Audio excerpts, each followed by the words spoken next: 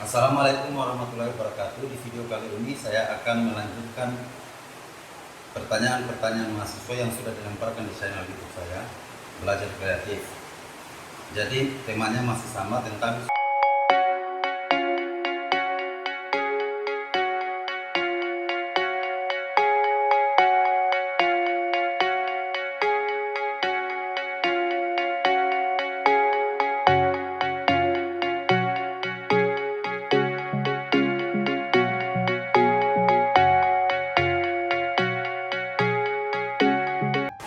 Assalamualaikum warahmatullahi wabarakatuh. Saya Nur Fadila dari kelas E.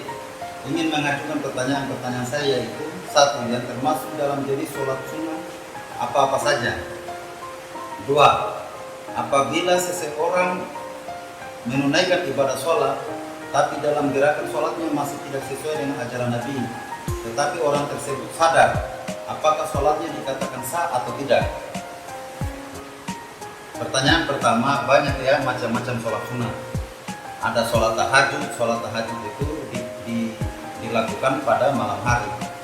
Ada sholat duha itu dilakukan pada menjelang matahari terbit. Kemudian ada sholat taubat dan masih banyak lagi ya. Pertanyaan selanjutnya, ada 5 persyaratan utama dalam sah atau tidaknya sholat. Pertama, masuk waktu sholat. Kedua, suci dari hadas besar dan hadas kecil. Ketiga, suci badan, tempat, dan pakaian. Keempat, menutup aurat. Dan kelima, menghadap kiblat. Itu sudah termasuk sah dalam melaksanakan sholat. Ketika misalnya ada seseorang yang dalam gerakan sholatnya tidak sesuai dengan ajaran Nabi, itu berarti dia melakukan bid'ah. Bid'ah itu adalah hal yang berlebihan dalam melakukan suatu ibadah. Jadi tetap pada ajaran Nabi Muhammad SAW. Assalamualaikum Pak, saya atas nama Wawadi Asriani ingin bertanya, bagaimana sholat yang paling baik buat wanita? Ya, hadis Nabi Muhammad SAW yang diriwayatkan oleh Bukhari mengatakan bahwa sholatlah kalian sebagaimana kamu melihat aku sholat. Jadi perintah ini berlaku bagi laki-laki dan perempuan. Tata cara sholat wanita sama halnya dengan tata cara sholat laki-laki. Yang membedakan sholat laki-laki dan wanita terletak pada ketentuannya saja. Pertama, menutup aurat, kemudian suara perempuan lebih dipelankan. Assalamualaikum, nama Fitriani. Saya ingin bertanya Pak, apakah sholat berjamaah kita sah atau tidak apabila imam lupa membaca salah satu ayat dalam surat Al-Fatihah? Dan apa hukumnya? Ketika imam membaca surat Al-Fatihah kemudian ada yang dilupakan satu ayat, makmum berhak menegurnya dan itu tidak akan membatalkan sholat berjamaah. Dan ketika selesai sholat, imam harus bersujud sahwi. Assalamualaikum Pak, saya Fitriana ingin bertanya, mengapa sering kita sholat pikiran kita selalu kemana-mana, dan sahkah sholat kita sementara pikiran kita selalu kemana-mana? Sekian dan terima kasih. Jadi ketika kita melaksanakan sholat, sah atau tidaknya bukan berdasarkan pikiran kita, tetapi ketentuan yang sudah kita laksanakan harus sesuai dengan panduan yang diberikan oleh Nabi Muhammad SAW. Assalamualaikum warahmatullahi wabarakatuh. Saya Rostiani ingin bertanya, apa yang harus makmum lakukan jika imam sudah menyelesaikan bacaannya dan imam melanjutkan gerakannya, sedangkan makmum belum menyelesaikan bacaannya? Yang harus dipahami dari pertanyaan ini, ketika kita sholat berjamaah kemudian imam sedang membacakan salah satu surah dari Al-Quran, kita tidak perlu membacanya. Cukup kita hanya mendengarkan sebagai makmum. Selain dari itu, kita membacanya seperti ruku, sujud, duduk antara dua sujud, atayatul awal dan atayatul akhir.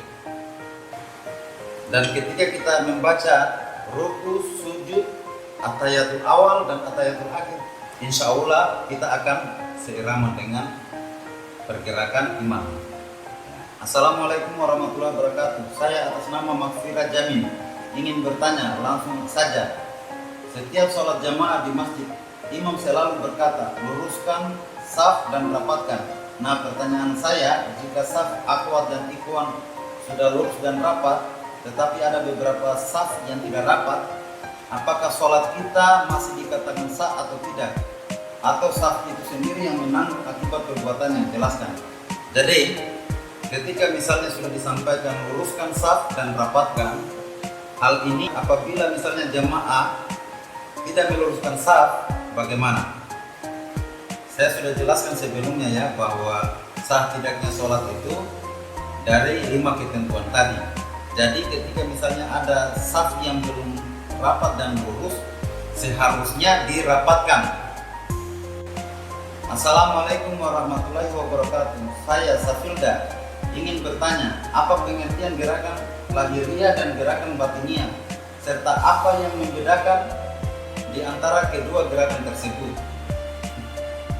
Gerakan dalam sholat itu hanya satu, yaitu gerakan batiniah. Gerakan lahiriah kita hanya sebatas ungkapan atau kata-kata atau isi hati yang hanya Allah Subhanahu wa Ta'ala yang mengetahui. Tetapi ketika kita melaksanakan sholat dalam gerakan batiniah harus melalui ajaran yang sudah dianjurkan oleh Nabi kita Muhammad Sallallahu Alaihi Wasallam. Assalamualaikum warahmatullahi wabarakatuh. Perkenalkan, nama saya Munani Magu. Mau mengajukan pertanyaan. Di sini kan tertulis bahwa hikmah sholat salah satunya adalah menjauhkan kita dari perbuatan keji dan munkar. Pertanyaan saya, bagaimana jika ada orang yang sudah melakukan rajin sholat tetapi masih melakukan perbuatan keji dan munkar, dan bagaimana cara agar terhindar dari hal itu?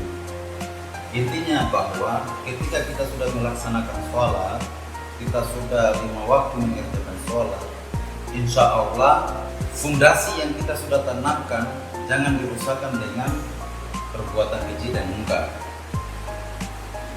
Dan ketika kita misalnya betul-betul berhikmat untuk melaksanakan sholat, insya Allah tidak akan ada lagi perbuatan keji dan munkar, insya Allah.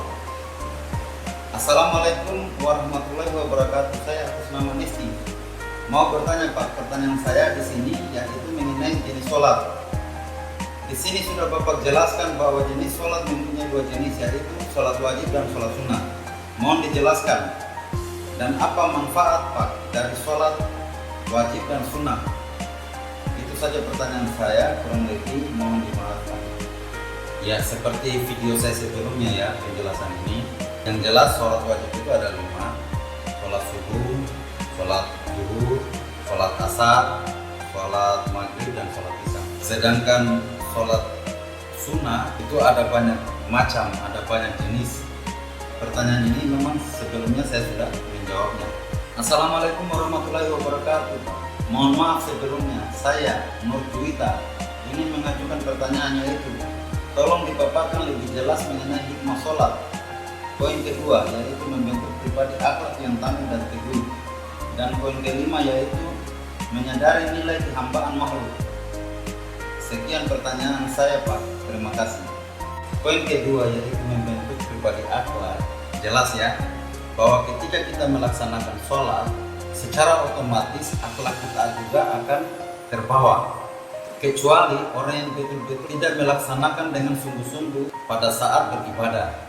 Yang jelas bahwa sholat adalah fondasi dari keimanan seseorang. Dan akhlak yang tangguh itu berdasarkan apa yang telah kita kerjakan. Jelas ya bahwa sholat itu membentuk pribadi akhlak yang teguh dan tangguh. Artinya bahwa ketika kita melaksanakan dengan sungguh-sungguh, kita akan terbiasa dengan ketangguhan ketika kita melaksanakan sholat. Karena pada dasarnya ketika kita melaksanakan sholat itu kita dituntut untuk selalu sholat tepat waktu. Mengapa di situ dikatakan tangguh? Karena kita betul-betul melaksanakan sholat pada tepat waktu. Ketika kita dikatakan teguh, karena prinsip kita untuk melaksanakan sholat itu sangat teguh pendirian kita. Untuk poin kelima, mengapa poin kelima ini menyadari nilai kehambaan makhluk? Karena memang ketika kita melaksanakan sholat dengan sungguh-sungguh, maka kita menyadari perbuatan-perbuatan yang telah kita lakukan. Sehingga disitulah nilai kehambaan kita.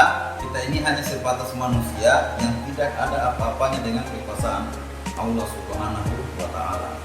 Assalamualaikum warahmatullahi wabarakatuh. Mohon maaf Pak sebelumnya. Saya atas nama Umur Rahman Kak ingin bertanya.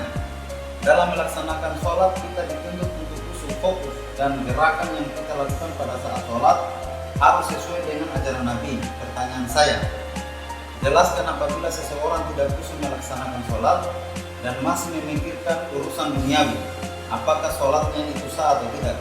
Seperti pertanyaan sebelumnya ya, ini saya sudah jawab. Kedua, jelaskan apakah ada perbedaan gerakan antara laki-laki dan wanita dalam melakukan gerakan sholat ataukah sama saja? Yang jelas pada dasarnya gerakan sholat laki-laki dan wanita itu sama saja.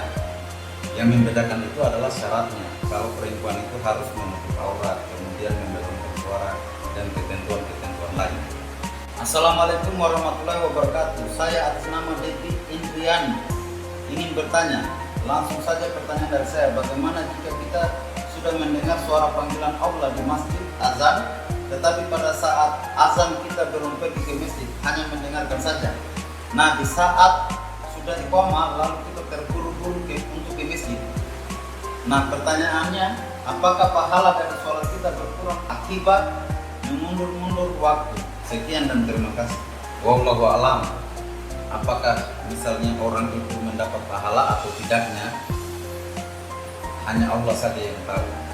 Yang jelas kita melaksanakan sholat harus sesuai dengan ketentuan yang sudah diajarkan oleh Nabi Muhammad SAW. Bahkan ketika misalnya kita mengundur-mundur waktu, bukan berarti kita mendapat dosa. Dan wallahu a'lam bishawab, hanya Allah lah yang tahu segalanya. Assalamualaikum warahmatullahi wabarakatuh. Mohon maaf sebelumnya Pak, saya atas nama Mentari Saputri ingin bertanya. Pada saat saya sholat bersama teman-teman saya semua perempuan, bagaimana posisi imam wanita dalam sholat berjamaah tersebut? Sekian, bila bisa bilang pasal bicara. Pada dasarnya dari pertanyaan ini, sholatnya laki-laki dan perempuan itu sama saja. Seperti hadis Nabi Muhammad SAW yang diriwayatkan oleh Bukhari, bahwa sholatlah kalian sebagaimana melihat aku sholat. Assalamualaikum warahmatullahi wabarakatuh. Saya Rahman. Mengenai video pembelajaran hari ini, saya ingin bertanya mengenai niat sholat. Apakah berniat dalam hati itu seperti niat sholat yang telah diajarkan di bangku sekolah dasar, misalnya usholi fardhu maghrib, atau bagaimana? Intinya adalah bahwa niat berbeda dengan ucapan. Niat itu dari hati, sedangkan ucapan itu suara yang kita keluarkan. Assalamualaikum Pak, saya atas nama Wawode Arni Syahada mau bertanya, suci hadas besar dan kecil itu seperti apa? Ya, nanti dilihat video saya sebelumnya ya, saya sudah jelaskan. Pertanyaan selanjutnya, Assalamualaikum Pak, saya Rustia ingin bertanya, mengapa sholat menjadi tiang agama? Kenapa bukan puasa ataupun sedekah? Apakah sebenarnya tiang agama itu Pak? Mengapa sholat itu menjadi tiang agama? Karena sholat itu kita betul-betul berhubungan dengan Allah Subhanahu wa Ta'ala 5 waktu. Setiap hari itu 5 waktu kita harus melaksanakan sholat. Makanya disebut tiang agama. Berpuasa itu pada saat bulan suci Ramadan. Kemudian bersedekah atau misalnya zakat itu dilakukan pada saat Ramadan saja. Tetapi ketika kita melaksanakan sholat itu terdiri dari 5 waktu. Ketika kita melaksanakan sholat akan jauh dari perbuatan yang dilarang oleh Allah Subhanahu wa Ta'ala. Assalamualaikum warahmatullahi wabarakatuh. Nama Isna Fania. Saya ingin bertanya Pak, adapun pertanyaan saya, apakah hukum orang yang meninggalkan sholat secara sadar dan sengaja? Terima kasih. Waalaikumsalam warahmatullahi wabarakatuh. Yang jelas, ketika kita meninggalkan sholat secara sadar dan sengaja, itu adalah perbuatan dosa. Karena sholat adalah hukumnya wajib. Assalamualaikum warahmatullahi wabarakatuh. Saya Nisti Ella Ernawati mengajukan pertanyaan kepada Bapak, bagaimana tipsnya agar kita lebih fokus mengerjakan sholat, agar sholat kita lebih sah dalam beribadah kepada Allah Subhanahu wa Ta'ala. Sekian dari saya dan terima kasih. Tipsnya adalah ketika kita melaksanakan sholat, kita harus benar-benar dalam keadaan sadar. Sehingga ketika kita sadar bahwa kita sedang beribadah, kita hanya mengingat Allah Subhanahu wa Ta'ala. Selanjutnya, pasrah. Ketika kita melaksanakan sholat, kemudian kita berpasrah diri kepada Allah Subhanahu wa Ta'ala, insya Allah kita betul-betul fokus dalam melaksanakan ibadah. Demikian pertanyaan-pertanyaannya. Saya akhiri. Billahi fisabul haq fastabil khairat. Assalamualaikum warahmatullahi wabarakatuh.